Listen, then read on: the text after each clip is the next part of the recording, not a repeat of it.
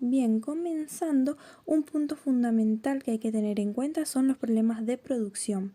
¿Sí? El autor hace referencia a esos problemas, pero teniendo en cuenta el ámbito rural de México, ¿sí? Tenemos que centrarnos en México. Esos problemas son de índole alimentaria, también de pobreza o de marginación. Esos problemas afectan al desarrollo del ámbito rural, ¿sí? Es muy importante para tener en cuenta este punto. A la hora de sacar sus propias conclusiones, tengan en cuenta que el material hace referencia a México. Este proceso permitió que yo pueda obtener información de otra parte del mundo, así que la información llegue a mí y yo me pueda informar. Esto antes era imposible, ya que si sucedía algo en otra parte del mundo, quizás ni siquiera nos podíamos enterar, ¿sí? Gracias a la globalización eso es posible. La era de la globalización en el país fue algo muy positivo para el autor, ya que facilitó acuerdos económicos.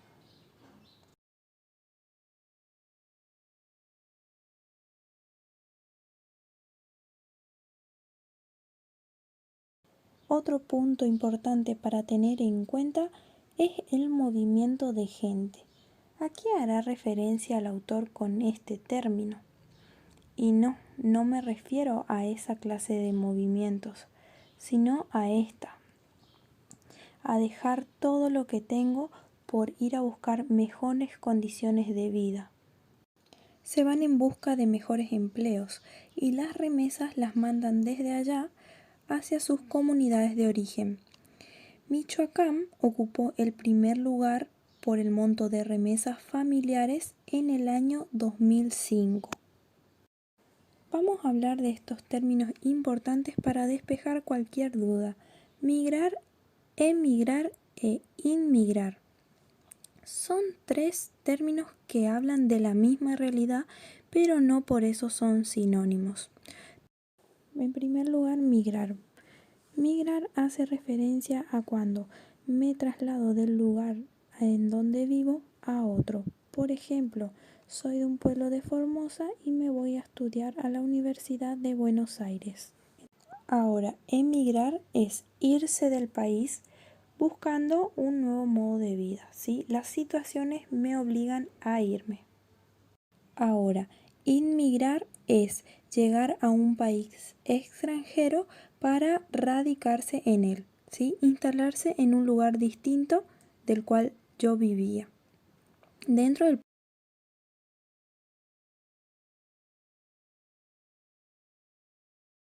Ahora que despejamos las dudas, puedo decir que el autor se preocupa por la gente que emigra, ¿sí? Porque hacen falta brazos jóvenes para trabajar. Y la gente joven, en su gran mayoría, se van a los Estados Unidos, como dije, buscando un mejor futuro, ¿sí? Esa es la gran preocupación, porque con ayuda de esos brazos que se van a trabajar a otro lado, se puede hacer un desarrollo muchísimo más grande en las actividades agrícolas. Ahora vamos a hablar de Rincón Grande. El mismo está ubicado en el noroeste de Michoacán. Michoacán es uno de los 31 estados que conforman México. Se puede decir que la mayoría de sus 932 hectáreas tienen un muy buen potencial productivo y sus terrenos están compuestos por terrenos de ladera. En el terruño del Rincón Grande existen más o menos 90 productores y en su mayoría son miembros del núcleo agrario. Ellos, al igual que sus familiares, están ligados a los vínculos con la migración internacional. En el ámbito local, el financiamiento formal es escaso. Me refiero a los esquemas legales que permiten que las instituciones puedan otorgar algún tipo de crédito destinado a financiar las actividades productivas del sector primario. Eso hace que el sistema productivo local no pueda crecer. Las remesas. Las remesas son ganancias que los emigrantes envían a su país de origen. Normalmente los envían a sus familiares con el fin de solventar gastos básicos. Estas son enviadas desde los Estados Unidos a sus familiares. Se han convertido en una importante fuente de divisas para los países latinoamericanos. Entre los años 70 y 80 del siglo XX, el proceso de modernización se aceleró por completo. Este en gran parte era financiado con remesas.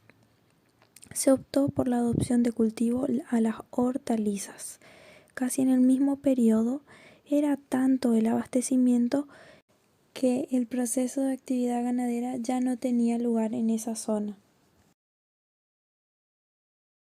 Puedo decir que a partir de los años 80 y 90 del siglo pasado, con la aplicación del ajuste estructural en el país, las instituciones gubernamentales del sector agrícola cambiaron. En esto se pueden tener en cuenta dos procesos que estuvieron íntimamente relacionados con ese desarrollo.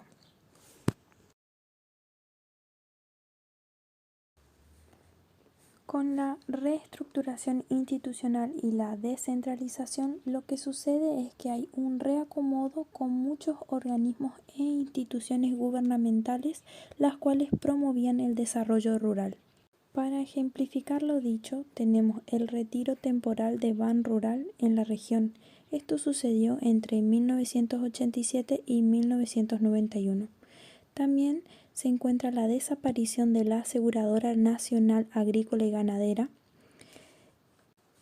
A partir de esto, muchos productores optaron por dirigir el uso de las remesas para incrementar su participación en las inversiones productivas, tanto como en las unidades de riego y el cultivo de hortalizas.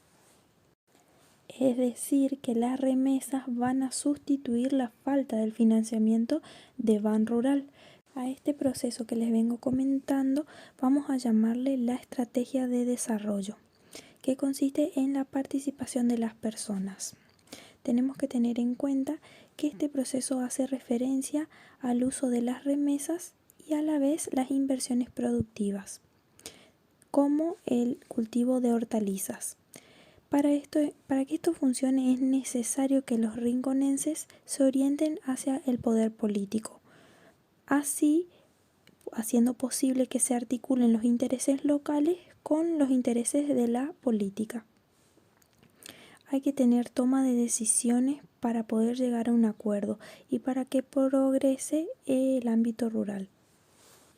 Para destacar, las remesas pueden ser muy importantes para el desarrollo de la agricultura, pero en estas circunstancias lo que el autor plantea como problemática es que los familiares ocupan esos bienes económicos para su subsistencia, es decir, para cubrir sus necesidades básicas, como por ejemplo alimentarse.